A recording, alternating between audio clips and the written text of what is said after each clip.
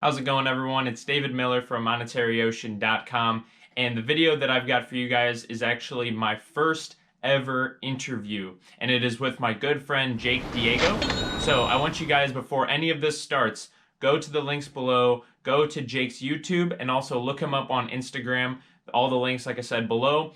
Check this guy out. He's got a lot of great content, and he's very informational, very helpful, and I'm glad to say that he's one of my mentors in Amazon, and I've learned a lot from this guy, and he's always helping me out with different problems I'm having. So please do me a huge favor before we watch this and give this guy some love, send him some messages, tell him that I sent you, and I promise you guys will not be disappointed. The interview you guys are actually about to see was filmed in April, so 5 months ago, during the heaviest part of the pandemic and the quarantine. The main topic that we talk about in this is Amazon Merchant Fulfill, because it was a very hot topic during that time, and a lot of people are still merchant fulfilling because of that, including myself and many others. Sit back, relax, and enjoy watching this interview with myself and my good friend Jake Diego. What's going on, everyone? This is David Miller from Monetary Ocean, and I'm joined with Jake Diego, and we're going to be talking about Amazon, and more specifically Merchant Fulfilled, and even more specifically COVID-19. So let's just get right into it. The biggest question I had was, how has your sourcing been impacted, either for the positive or the negative? Yeah, thanks for taking the time to have this chat with me, David. I hope you guys find this useful. If you guys do have questions, just holler below and be happy to answer them. Yeah, the COVID-19's kind of flipped things upside down because FBA, well, there's FBA and there's Merchant Fulfill. And FBA is really freaking nice because you don't have to run out to the post office at the last minute and make sure you have supplies for shipping and all that kind of stuff. So it just switched to more merchant fulfilling, which we were doing that in the past, and so it wasn't too crazy. But then it was the category switch too. So the stores closed down. All these changes, no longer doing shoes and clothes, more doing like food, pet, baby, that kind of stuff. Mm-hmm. We were always doing that in the past, but it was more so that's the focus, and still the focus even now on April 20th. Yeah, I'm in the same boat with that. We switched over to more of the staples, if you will, the what you just named off, baby food, like grocery, that kind of stuff.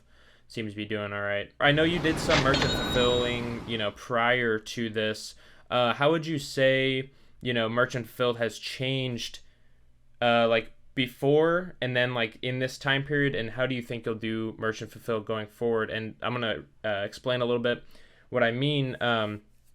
Basically, like, have you seen merchant fulfill orders like go through the roof as opposed to like your FBA stuff? Like, do you still have stuff in FBA that's selling, or how has your merchant fulfilled side of the business been impacted with all this?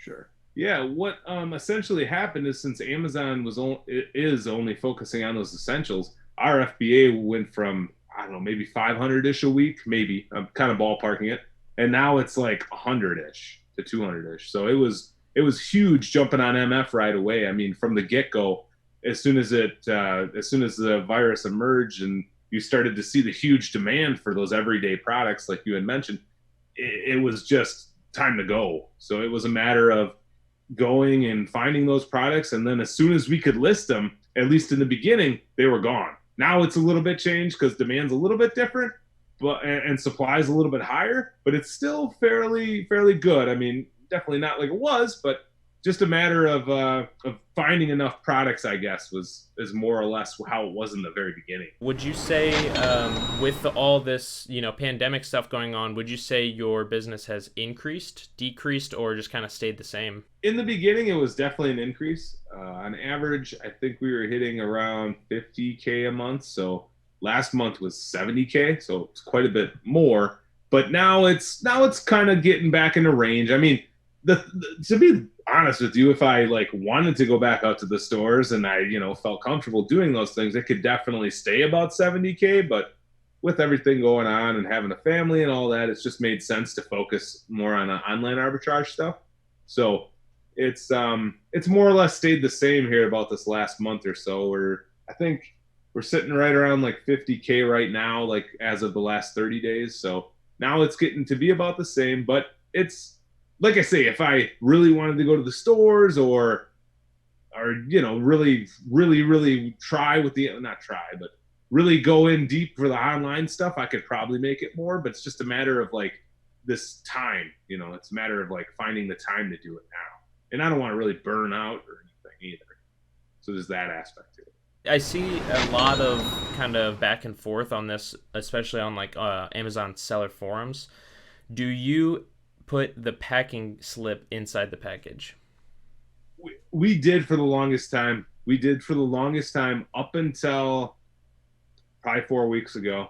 And then I'm just like, I'm not doing this. Like, the main reason was because I ran out of zebra labels so many times, or was so close so many times for the zebra printer that prints the labels with the postage, that I'm just like, I don't want to have a shortage anymore. So we stopped doing the packing slips. But we used to, we had this fancy packing slip, and it'd have the item name, but we'd omit the price, and then have a little statement about, hey, we're a business that's a family business, so on and so forth in it.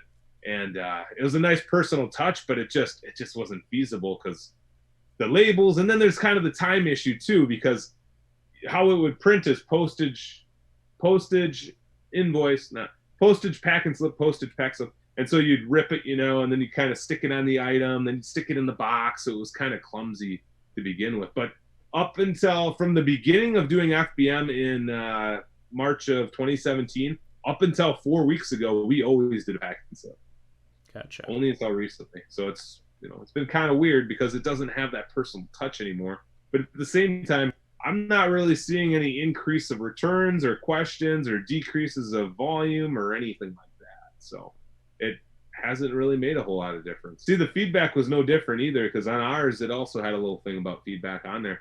But I didn't see any increase or decrease or whatever. The one thing I think, though, is since like price gouging is the new like 2020 word that people like to throw around, I think it actually kind of got rid of more of that. I feel like, because when somebody gets the item, they're not seeing that right away. They're not they're not exposed to that right away. Or maybe if the package is intercepted or something, that person can't necessarily see that either. And it's not that you're trying to hide anything, because we price them reasonably according to the last 90 to 180 days. But it just, I felt like it kind of kept that element away. See, we did it the printer way for, I want to say like ballpark 4 months, maybe the first 4 months. And then I got a thermal labeler. It's just too easy because it prints there, you peel and stick. Yes. It doesn't get much easier than that. Whereas the other one, you're like cutting it out or folding it up, and it's just time. Yeah. And it's not that bad. If you get one used, I want to say I got mine for $78. It's a LP2844Z, I think. Okay. Zebra LP2844Z. And I just got it on Amazon, actually. Yeah, used. And I believe it was, like I say, about $78 or something like that. And then you get the rolls. I think I get 5, well, 10. Shoot. I don't know what I paid for those now. Dang it. I thought I paid 5. I thought it was 5 for 20. Does that sound reasonable? 5 rolls for $20? Yeah. That sounds about right. Yeah, like I say, once you get a couple sales, like, I don't know, I think we might have sold, let's say, $800 worth or whatever, $600 worth, and then it's like, well, this doesn't add too much more expense, and yet it's going to be that much more easier because, like you said, you run through ink like crazy because you're not going to have a huge, what are those called, inkjet? Yeah, you're not going to have a huge inkjet printer, so you're going to be running it through this little small thing and changing out cartridges every 300 papers or whatever. Yeah. 400 papers. It really helps. The last question I had for you was, what is one thing that you've either had to change or adapt to with all this going on? I guess mainly the increase in FBM. Like we had always done it. Most of the time it was on like shoes, or not shoes. Most of the time it was done on clothes. We actually stayed away from shoes because it's a pain to have to resize the priority box to fit the shoe box. But it was more or less the big change of it. And then the increased volume, because on in the beginning anyways, it was like 40 orders a day or 60 orders a day, and it was kind of crazy, like trying to manage that through the week. Now, as of about the last 3-ish weeks, we decided like, okay, well, we're fine with like 20 to 40-ish orders during the weekdays, and then on the weekend is when we list like the big bulk of everything. So starting Friday, we'll get everything up that's either sitting in boxes or just unlisted, and then the weekend will be about 80 to 120 items. So it's, we try to keep that volume for the weekend, but it was mainly just the increase of it, and then trying to manage all those things versus the time I had to put into it. So it was kind of this big ugly juggle. There we go, juggle. I'm thinking of a gigolo. So it was this big ug jiggle. It was this big ugly juggle. No, I completely understand with that. Just today I woke up to about like 19 orders from like end of Saturday, Sunday, and then from overnight. And just packing 19 orders took a long time for me, and I was just like, I was thinking about, man, Jake's posting on stories where he's got, 100 plus merchant fulfill. I was like, holy cow, that probably takes a long time, unless you got a really good like standardized box set up where you're pretty much just like keeping it moving. For me, I gotta kind of pick and choose my boxes correctly, because I'm not set up for the merchant fulfill too well, but just kind of figuring out which box works the best, and take it one item at a time. Right. In the beginning, we were trying to get everything in the bubble mailer that we could. Mm-hmm. And then when it comes to food, it's like, this is bigger. So we were resizing boxes for a little bit. So that was complete BS. Don't do that. Just figure out how to do it a different way. And so what that ended up being is, this is a bad example, but just looking through what the priority options were. So like region A's, region B's, these are, I think, these are the ones we use to resize for shoes. It's just a standard mailing box. It's not a flat rate or anything.